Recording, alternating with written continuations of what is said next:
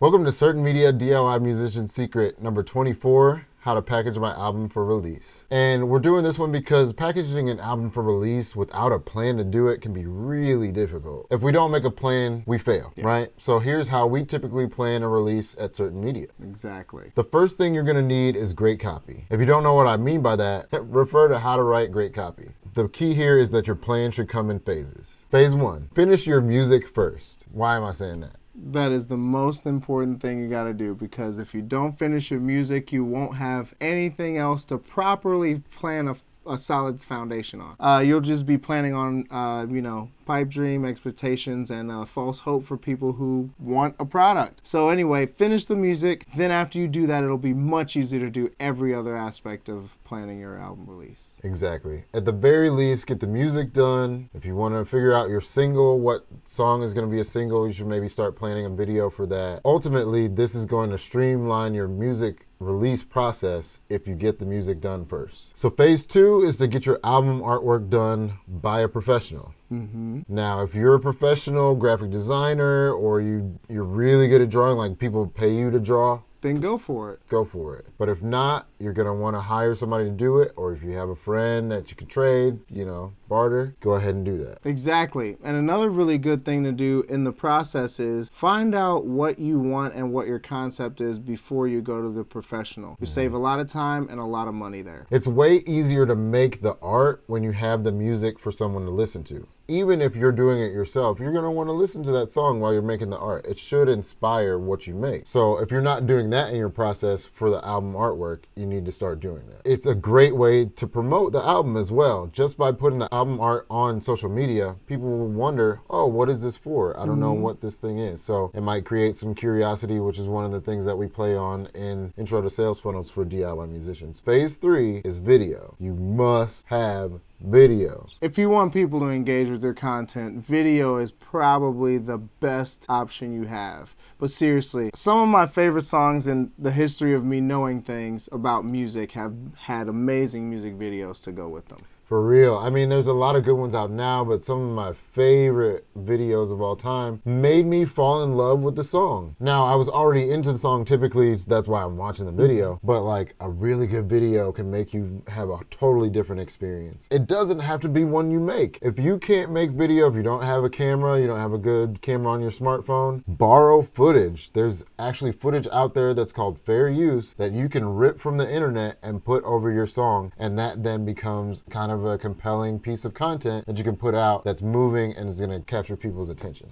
And of course, that is an idea in a pinch. You really, if you can afford to do it, you really want to put yourself in the video and have people be able to relate to you and with your vision as well as your music. But by all means, get creating out there. There's nothing stopping you at this point. Exactly. Make as many different types of ideas as you can. It can be short, but you must have it. Phase 4 is to write a press release. Once your music is done, once you have video and album art, it's a lot easier to write your press release. You can create a story around the music, you can create a story around the art. There's a lot of different reasons that writing a press release should come after getting your music done, getting the album artwork done, and then getting a video done. Exactly. I mean, sometimes what I would do is I would try to see who are some of my favorite columnists or bloggers that are covering a new single. What are some of my favorite YouTubers or some of my favorite personalities that review music? Which one of those folks are catching on to the new music? What are they telling us to listen to? They're usually having a way to be able to give you, the watcher or the viewer, a taste of what that is by receiving a really detailed press release about what the work is by the artist beforehand. So if you want to be one of those artists where you're on that blog or you're on that column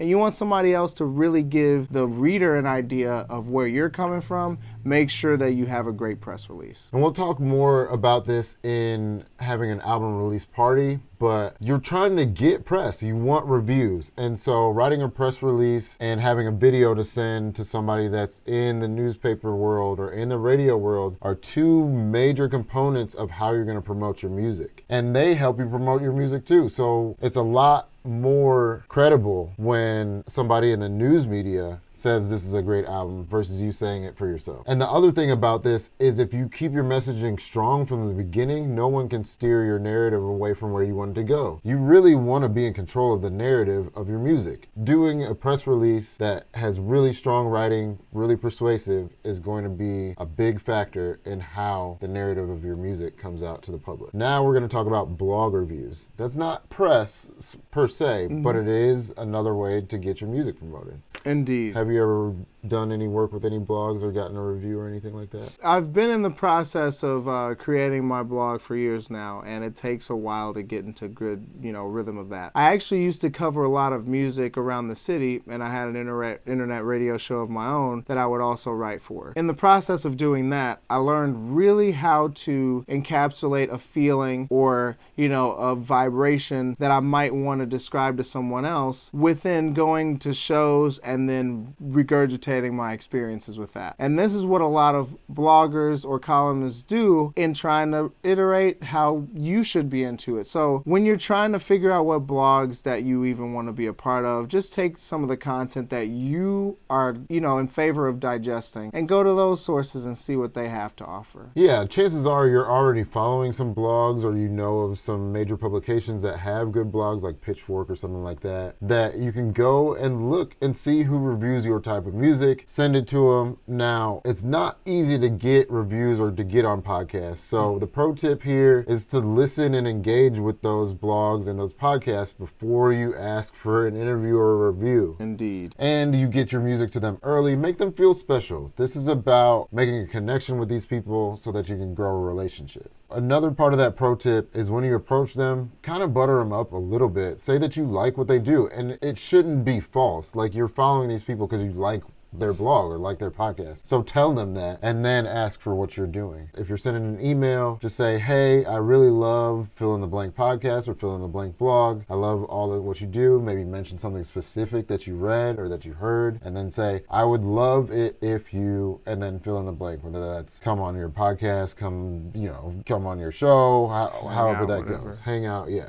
And now that they know you, they'll probably give you a review. Phase 6 is develop a strategy to get airplay. Yeah. And have you had your song played on the radio here at all? I have. Yeah, So I've had a couple tracks of mine played on the radio, and it was one of the coolest feelings ever because it ended up being a couple folks that I've known and grown to know through the music scene that are performing artists that happened to get a gig on a radio station. So when that happened, they were looking for music. I happened to be releasing some new music, and they were more than gracious enough to play my music on the air, and it was one of the coolest feelings ever. I definitely let a few of my relatives know, and that was a really fun time. And then on another occasion, somebody happened to like my music and played it on their own accord on the show, and pretty much let me know to listen in, and that was a trip too. So it's a lot of fun having your stuff played on the airwaves. For real. And you can get to know these DJs. Usually it's a local radio station or some kind of independent radio in your town